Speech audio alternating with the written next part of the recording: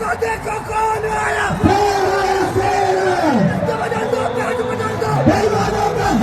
विधानसभा के चुनाव निर्धारित करेंगे हम लोगों के आने वाले 5 साल का भविष्य। सो फाइनली आज तो हम लोग चल दिए चिराग पासवान की रैली में। विधायक नहीं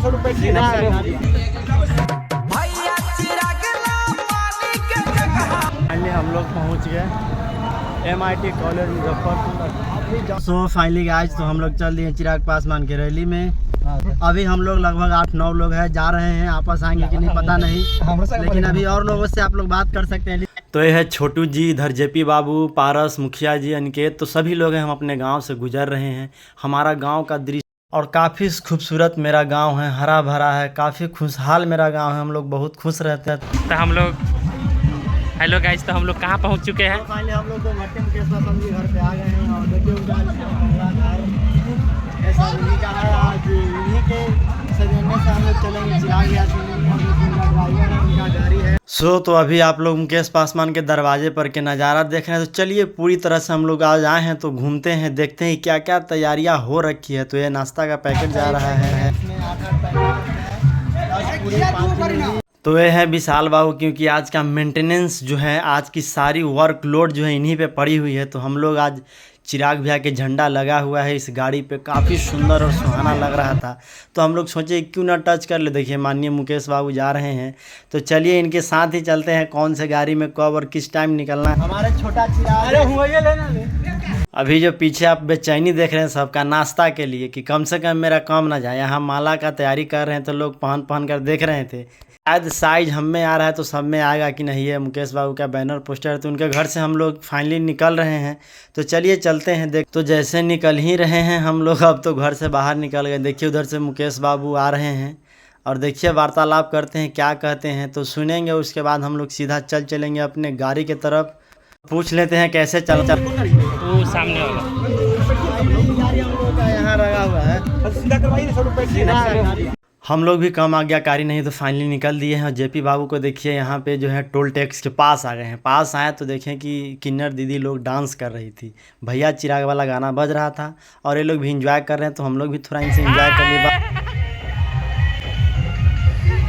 तो दोस्तों यह काफिला सराय दोभट्टी से लेकर के मुजफ्फरपुर तक रहने वाला है, तो आप लोग इस वीडियो में बने रहे दवा। तो फाइनली हम लोग अभी कहाँ रुके हैं? मुजफ्फरपुर में हम लोग हैं। यहाँ देखिए विरोधियों का नतीजा, कि लोगों का चिटियापन रुक नहीं रहा है। अगर ये पोस्टर अच्छा था, बढ़िया था, तो उनका क्या पैसा मांग रहे थे चिराग पासवान। लोजपा पार्टी वाले इनसे कुछ मांग रहे थे, बस रास्ते में बैनर पोस्टर ही लगाए थे। लेकिन विरोधियों को करेजा में इतनी दर्द होती है, उनको देह में इतना दर्द होता है कि बार बार इनका बैनर पोस्टर फाड़ दिया जाता है। जो कि विरोधी जैसे RJD हो सकता है, BJP हो सकता है, नीतीश बाबू का जदयू हो सकता है। तो दोस्तों यह वीडियो को इतना ज़्यादा शेयर करिए कि विरोधी पार्टी को लाज लगना चाहिए कि ऐसा घटिया हरकत, घटिया काम दोबारा नहीं करे। तो अभी के लिए धन्यवाद, फिर मिलते हैं मुजफ्फरपुर में। तो फाइनली देख रहे हैं आप लोग काफिला मुकेश पासवान जी का। तो चलते चलते हम लोगों का काफिला आ गया है तुर्की। तो हम लोग बस कुछ ही दूर है, तो आप लोग एंजॉय करें, लाइक करें, कमेंट करें, वीडियो को शेयर करें। हम लोग ले लिए हैं MIT कॉलेज में एंट्री। तो चलिए काफ़ी ज़्यादा गेट पे ही हम लोगों को भीड़ देखने को मिल गया। तो लग रहा है कि अंदर भी भीड़ इतना ही होगा, इतना ज़्यादा काफिला फॉर्चूनर और स्कॉर्पियो से भरी है। फिर जबकि अभी उधर का और 2-3 साइड खाली ही पड़ा है। हम लोग पहुँच गए MIT कॉलेज मुजफ्फरपुर। काफ़ी ज़्यादा भीड़ और माहौल सुहाना लग रहा है एकदम से। फाइनली अभी तो चिराग पासवान आया नहीं है, लेकिन हम लोग किसी तरह सोचते हैं कि फ्रंट से जाने का। तो दोस्तों यह VIP एरिया है जहां प्रशासन काफ़ी हाई अलर्ट पर है। इधर से ही चिराग पासवान जी जाएंगे, राजेश वर्मा, संभावी चौधरी, इतने सारे लोजपा के सांसद, मंत्री, विधायक, नेता जो भी है, सारा उनका फैन फ्लोइंग सभी आए हुए थे। तो सबके साथ मिल के करते हैं हम लोग इंजॉय।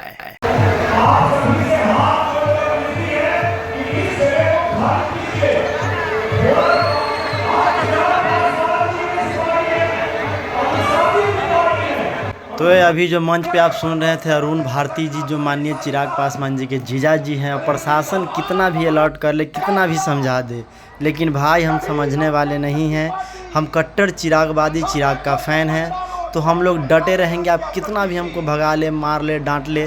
देखिए एसपी मैडम पूरी परेशान है, पूरी तरह से उनको लग रहा है कि भाई अब क्या होने वाला है, कैसे कंट्रोल किया जाए, लेकिन कोई सुनने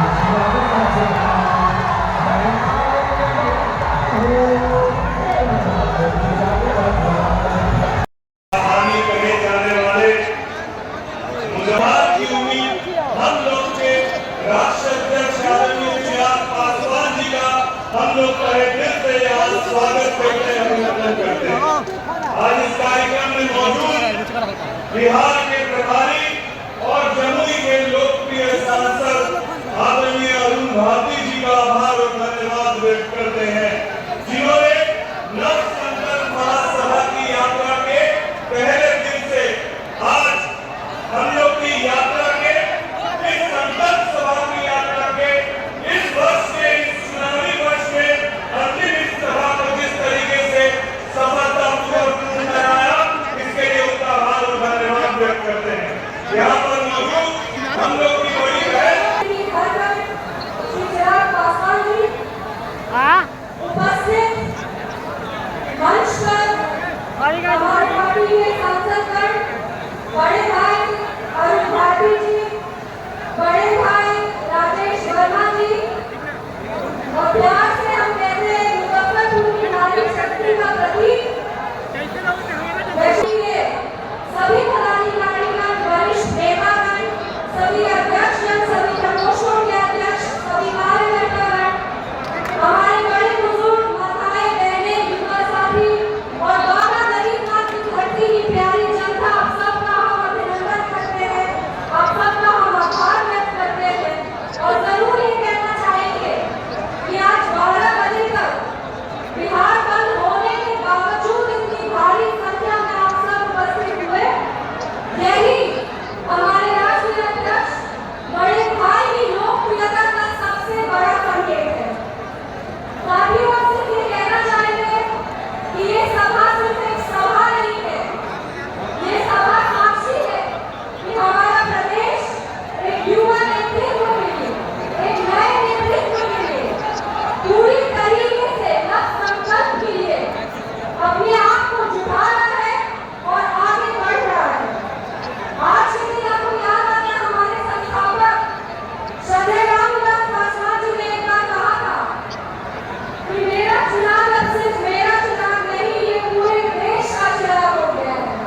और आज का ये जो अपार जन समर्थन है, ये उस बात का साक्षी है कि हमारे राष्ट्रीय अध्यक्ष जी सिर्फ बिहार में ही नहीं, पूरे देश के धड़कन बन चुके हैं, पूरे देश के नेता बन चुके हैं।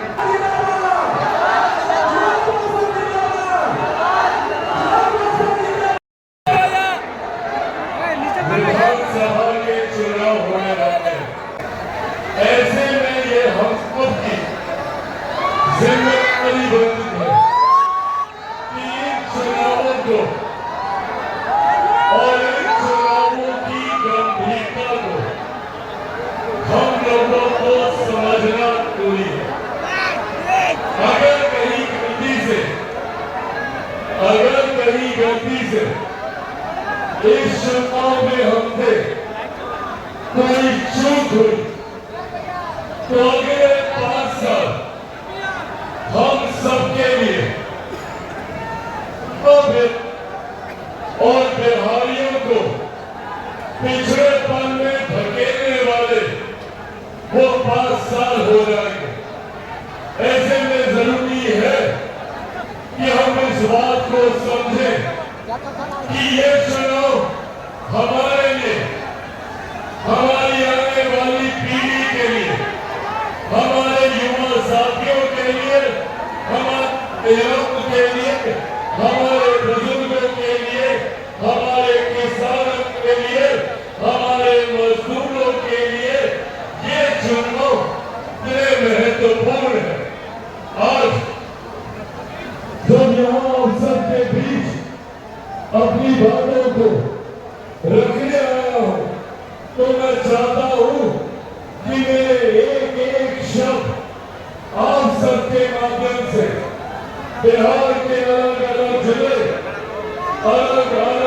विधानसभा अलग अलग प्रखंड से होते हुए, अलग अलग पंचायत से होते हुए हर एक गांव, हर एक घर, हर एक व्यक्ति तक ये पहुंचाने की जिम्मेदारी मैं आपको सौंपता हूं। साथियों, हम लोगों ने एक लंबा समय बिताया इस क्षण का इंतजार करते हुए कि कब हमारा प्रदेश एक विकसित राज्य बनेगा। भारत एक साथ आजाद हुआ, भारत के तमाम प्रदेश एक साथ आजाद हुए, तो फिर क्या कारण है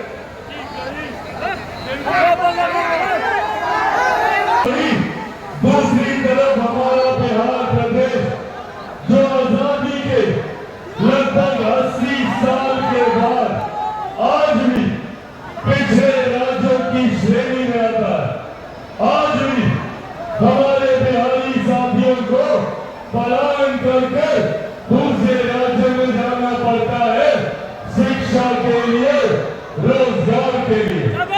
मैं दिल्ली में रहा हूं, बम्बई में मैंने काम किया, पर मैंने आज तक कभी नहीं सुना कि कोई दिल्ली का लड़का बिहार आता हो शिक्षा के लिए, रोजगार के लिए। आप लोगों ने सुना क्या? कभी कोई बम्बई का लड़का या लड़की बिहार आया रोजगार के लिए? तो फिर क्यों सिर्फ हम बिहारियों को ही दूसरे राज्य जाना पड़ता है शिक्षा के लिए, रोजगार के लिए? मैं दिल्ली में देखता हूं एम्स के सामने महिलाओं को, बुजुर्गों को 2-2 दिन, 4-4 दिन तक लाइन लगाकर खड़े रहते हैं स्वास्थ्य सेवा के लाभ के लिए। क्यों ये सुविधाएं मेरे प्रदेश में, मेरे बिहार में नहीं बन सकती? क्यों हम एक ऐसे दिन की कल्पना नहीं कर सकते जब दिल्ली से लड़का लड़की बिहार आए शिक्षा के लिए? मैं कैसे दिन की कल्पना करता हूँ जब बम्बई का लड़का लड़की बिहार आएगा रोजगार के लिए, जब देश दुनिया से लोग बिहार आएंगे स्वास्थ्य सेवा। और यही सोच बिहार फर्स्ट और बिहारी फर्स्ट की है। बिहार फर्स्ट, बिहारी फर्स्ट यही संकल्प के साथ आगे बढ़ा है कि न सिर्फ बिहार के युवाओं को बिहार में ही बेहतर शिक्षा मिले, बल्कि देश दुनिया से छात्र छात्राएं बिहार आए शिक्षा के लिए। बिहार फर्स्ट, बिहारी फर्स्ट कहता है कि न सिर्फ बिहारियों को बिहार में रोजगार के अवसर मिले, बल्कि दूसरे राज्यों से, दूसरे देशों से हमारे युवा साथी बिहार आए रोजगार के लिए।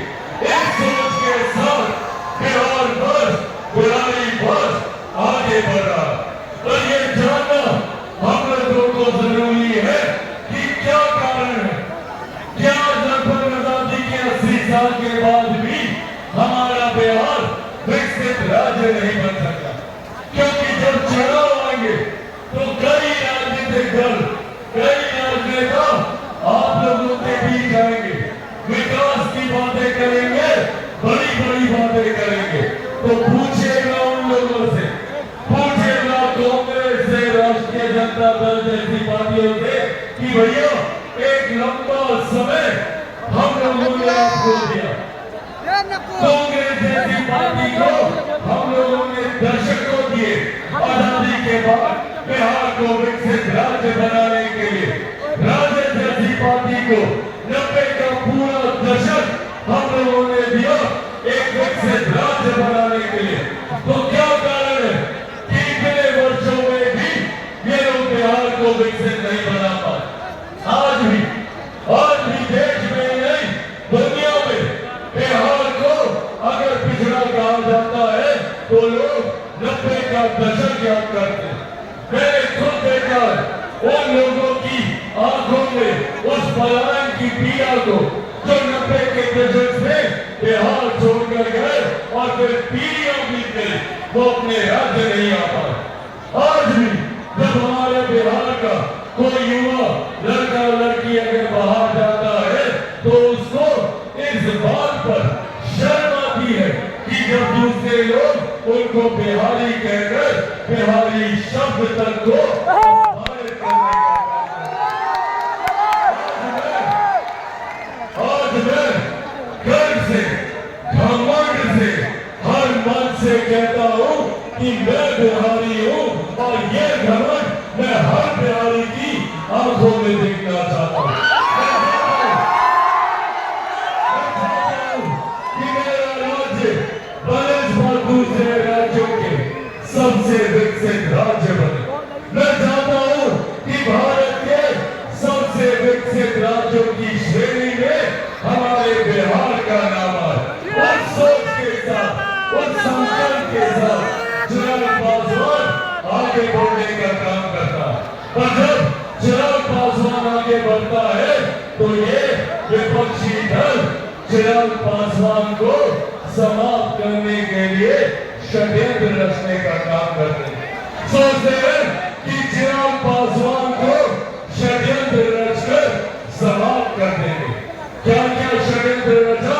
पहले इन लोगों ने सोचा कि चिराग पासवान को इसके परिवार से अलग कर दो, चिराग पासवान टूट जाएगा। नहीं टूटा चिराग पासवान। उन्होंने सोचा इसको इसकी पार्टी से निकाल दो, चिराग पासवान टूट जाएगा। नहीं टूटा चिराग पासवान। फिर इन्होंने सोचा कि चिराग पासवान को इसके घर से इसकी बूढ़ी नानी मां के साथ सड़क पे फेंकवा दो, चिराग पासवान टूट जाएगा। नहीं टूटा चिराग पासवान। क्योंकि जो लोग ये सोचते हैं कि इन बातों से चिराग पासवान टूट जाएगा, समाप्त हो जाएगा, वो लोग भूल जाते हैं कि चिराग पासवान एक शेर का बेटा है।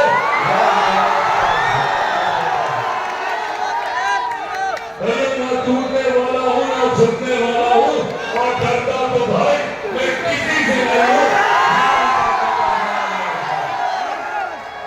बिहार को विकसित राज्य बनाने के संकल्प के साथ निकला और जब तक बिहार को विकसित राज्य नहीं बना दूंगा मैं भी चैन की सांस नहीं लूंगा।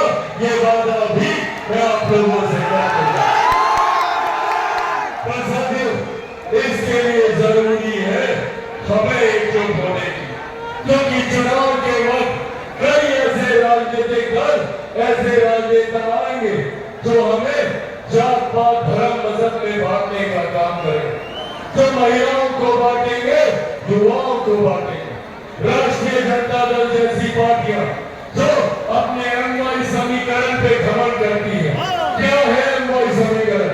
जहां एम सांप्रदायिकता है तो वाई पूरी तरीके से जातीयता में हम लोग को बांटने का काम करती है।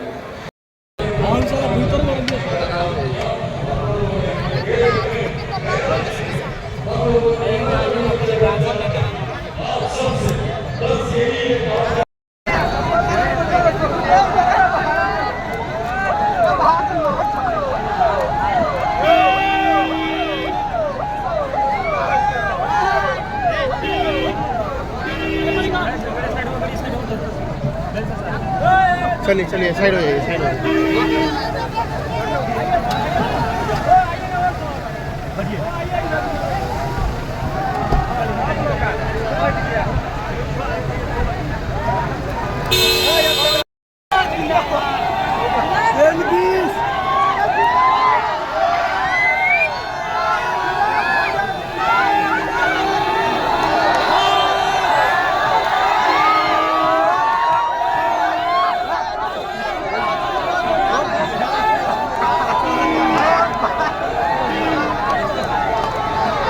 बहुत मेहनत मशक्कत के बाद हो गया सारा फाइनल। हम लोग जा रहे हैं घर जाने के लिए। भीड़ देखिए,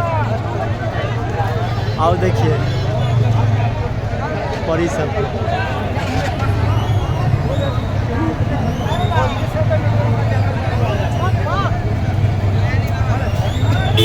ज्यादा ताज़गी, नया क्लोजर